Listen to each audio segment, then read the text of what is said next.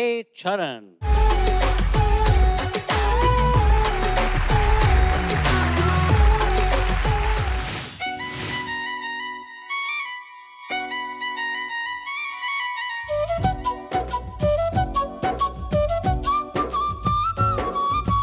Hi హాయ్ హాయ్ హాయ్ వెన్నెల్లో హాయ్ హాయ్ మల్లెల్లో హాయ్ హాయ్ వరాల జల్లి కురిసే తప్పెట్లు హాయ్ హాయ్ ట్రంపెట్లు హాయ్ హాయ్ ఇవాళ మనసే మురిసే మే నెల్లో ఎండ హాయ్ ఆగస్టులో వాన హాయ్ జనవరిలో మంచు హాయ్ హాయ్ రామ హాయ్ హాయి గుంటె చాలు నండి వెయ్యి మాటలు ఎందుకండి వెన్నెల్లో హాయ్ హాయ్ పల్లెల్లో హాయ్ హాయ్ వరాల జల్లి కురిసే తప్పెట్లు హాయ్ హాయ్ ట్రంపెట్లు హాయ్ హాయ్ ఇవాళ మనసే మురిసే మే నెల్లో ఎండ హాయ్ ఆగస్టులో వాన హాయ్ జనవరిలో మంచు హాయ్ హాయ్ రామ హాయ్ హాయి గుంటె చాలు నండి వెయ్యి మాటలు ఎందుకండి.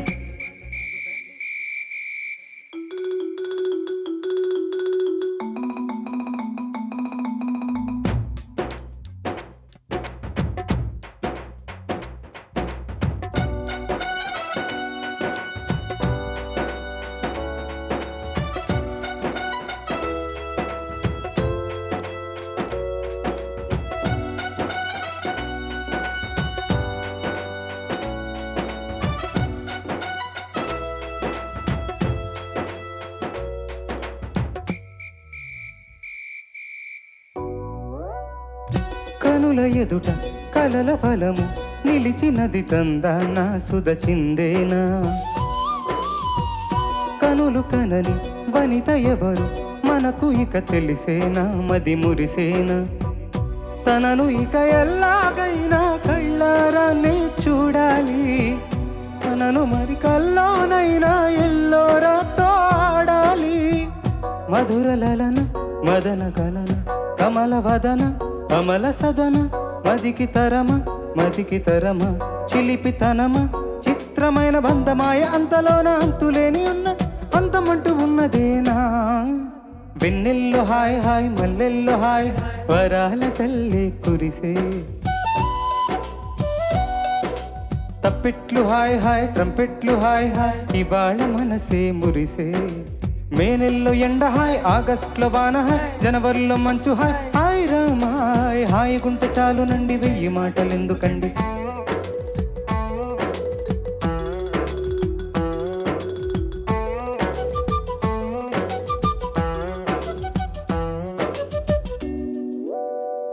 గదిని సగము పంచుకుంది ఎవరు అనుకోవాలి ఏం కావాలి మదిలో బరువు పెంచుకుంటూ ఎవరికేం చెప్పాలి ఏం చేయాలి అసలు తను ఎలా ఉందో ఏం చేస్తుందో ఏమోలే స్పెషలు మనిషి అయినా గానీ మనకేముంది మామూలే కళలు తెలుసా ప్రేమ బహుశా కవిత మనస కలల హంస మదిని కొంచెం తెలుసుకుంది మనసిపోయే మనిషిలాగా మంచి పద్ధతి అంటూ ఉంది మదిని లాగుతున్నది అంత ఎంత వింతగున్నది వెన్నెల్లో హాయ్ హాయ్ మల్లెల్లో హాయ్ హాయ్ వరాల జల్లి కురిసే తప్పెట్లు హాయ్ హాయ్ ట్రంపెట్లు హాయ్ హాయ్ ఇవాళ మనసే మురిసే మే నెల్లో ఎండ హాయ్ ఆగస్టులో వాన హాయ్ జనవరిలో మంచు హాయ్ హాయ్ రామ హాయ్ హాయి గుంటె చాలు నండి వెయ్యి మాటలు ఎందుకండి వెన్నెల్లో హాయ్ హాయ్ పల్లెల్లో హాయ్ హాయ్ వరాల చల్లి కురిసే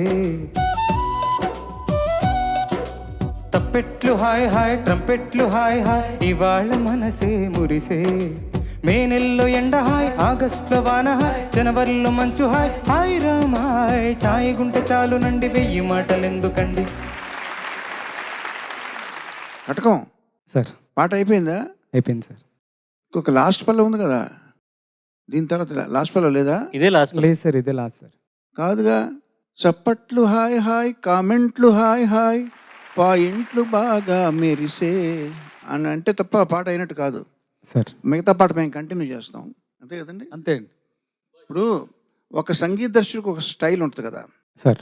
న్యాచురల్గా ఒక దర్శకుడికి కూడా అతని పాటల్లో ఒక స్టైల్ ఉండటం అనేది కొంతమంది ఉన్నారు. విశ్వనాథ్ గారు ఆయన పాటలన్నీ ఒక ఒక ఒక పద్ధతిలో ఉంటాయి.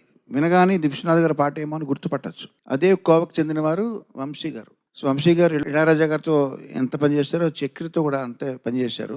ఆయన ఆయన పాటలో ఒక సపరేట్ స్టైల్ ఉంటుంది. సింప్లిసిటీతో పాటు గిలిగింతలు పెట్టే లక్షణం ఉంటుంది. ఈ పాటకి అవి ఉంది. గిలిగింతలు అంటే దానికి నేను ఎగ్జాక్ట్గా ఏంటని చెప్పలేను. పాట పాడుకునే వాళ్ళకి అర్థం అవుతుంది. చక్కగా పాడు నువ్వు కూడా. Thank you sir. వంశీ గారు ఆయనకి స్వరజ్ఞానం ఉంది. చెప్పాను ఒక సంచిలో, నేను చెప్పాను వీణ ప్లేయర్కి పిలిపించి జుట్టు గురికి హీరోయిన్ వాయించినట్టుగా షాట్లు తీశారని. సో బాగా ఆయనకి ఏం కావాలో ఆయనకి అవగాహన ఉంది. ఆయన షార్ట్ మేకింగ్ కానీ మొత్తం చాలా విచిత్రంగా ఉంటాయి అవన్నీ కూడా. పాత్ బ్రేకింగ్ అనమాట ఆయన స్టైలు. సో ఆయనతో పనిచేసే అదృష్టం రావడం, దక్కిన వాళ్ళలో చక్రి కూడా అరుదైన ఆ భాగ్యం కలిగింది. చక్రి నా ఫ్రెండ్, తను రక్తదానం ఎవ్రీ సంవత్సరం తన బర్త్డేకి నిర్వహించడం, ఇవన్నీ మంచి ప్రయోజకరమైన పనులు చేస్తూ ఉండేవాడు. తన బోళా మనిషి. కాకపోతే తను పోయిన వార్త తెలిసినప్పుడు నేను బల్గేరియాలో ఉన్నా. బాహుబలి కంపోజింగ్ కోసం వెళ్ళినప్పుడు చాలా బాధపడ్డాను. మంచి వ్యక్తి తొందరగా నిష్క్రమించాడు. కొన్ని అలవాట్ల వల్ల, దీనివల్ల డిసిప్లిన్ లేకపోవడం వల్ల కొంత అనారోగ్యం. ఏమైనా ఇప్పటికీ మన మధ్య ఉండాల్సిన వ్యక్తి. కొంతమంది తొందరగా వెళ్ళిపోతారు, అది మనం ఏం చేయలేము. బట్ ఇలా పాటల రూపంలో వాళ్ళు బతికుంటారు. చక్కటి పాట గుర్తు చేసావు, చక్కటి పాట పాడావు. ధన్యవాదాలు నీకు. ధన్యవాదాలు. Thank you Charan sir. పాట నాకు చాలా ఇష్టమైన పాట. చక్రి గురించి కిరణ్ గారు చెప్పారు. చక్రి గొంతులో బాగా పలికే ఒక ఏంటంటే గోము ఉంటుంది కదా, గోముగా మాట్లాడటం ఉంటుంది. గోముగా గారాబంగా మాట్లాడడం, అది చాలా చక్రి గొంతులో చాలా పలుకుతుంది, బాగా పలుకుతుంది. ఇప్పుడు ఈ పాటలో కూడా ఆ గోముతనం ఎక్కువగా పలికింది. నేను ఏమన్నా నువ్వు నేను రాను అను. నేను రాను. అబ్బా రావచ్చు కదబ్బా. నేను రాను. ప్లీజ్ అబ్బా. నేను రాను. అబ్బా షాపింగ్కి వెళ్ళొద్దా అబ్బా, నీకేమవదు రా, నేను తీసుకెళ్ళి వస్తా. నేను రాను. అబ్బా ఎన్నిసార్లు బతిమాలించుకుంటావు అబ్బా, ప్లీజ్ అబ్బా. నేను రాను. ఇదంతా గోము అనమాట. ఇప్పుడు ఇందులో కాలంలో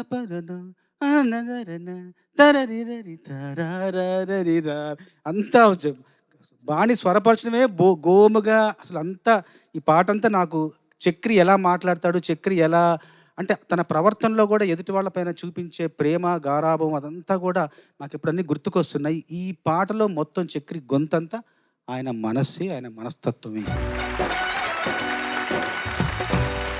Charan, are you comfortable in ear monitor ఇదంతా? కంఫర్ట్ ఉంది మేడం. ఇది first time in ear monitor operate చేస్తూ పాడడం, అది వాడుతూ పాడడం? లేదు మేడం, ఆల్రెడీ పాడాను మేడం. అలవాటు ఉంది కదా? అలవాటు ఉంది. సమ్ డిస్కంఫర్ట్ ఏదో చూస్తున్నాను, అది ఏంటనేది తెలుసుకొని దాన్ని సవరించుకుంటే బాగుంటుంది ఇప్పుడే ఇనీషియల్గానే. అలాగే మేడం. ఏంటది నేను అడుగుతున్నాను మిమ్మల్ని. మేడం ఏం డిస్కంఫర్ట్ ఉంది? మీరు లిరిక్స్ మర్చిపోయారు చాలా. లిరిక్స్ ఒక్కటే మిమ్మల్ని ఇబ్బంది పెట్టాయా? లిరిక్స్ కోసమే మేడం. అంటే ఓకే, టక్ మన ఫ్రేసెస్ ఫాస్ట్గా వచ్చినాయి కదా మేడం. ఓకే ఓకే, కొంచెం టెన్షన్ అయింది మేడం. అయ్యోయ్యో. సో అలాంటి సందర్భాల్లో మరి మనం అన్ని పదాలు అన్ని ఉన్నవి చూసుకోండి ఇంకోసారి. ఓకే, చాలా కాన్ఫిడెంట్గా ఉన్నవి చాలా ఉండుంటాయి, రైట్? అవును మేడం. సో ఒకసారి చూసుకోండి, ఎందుకంటే మీకు ఆల్రెడీ కొంచెం కంగారు ఎక్కువ ఉంది. ఇదంతా చూసి కొంచెం టెన్షన్ వచ్చేస్తుంది.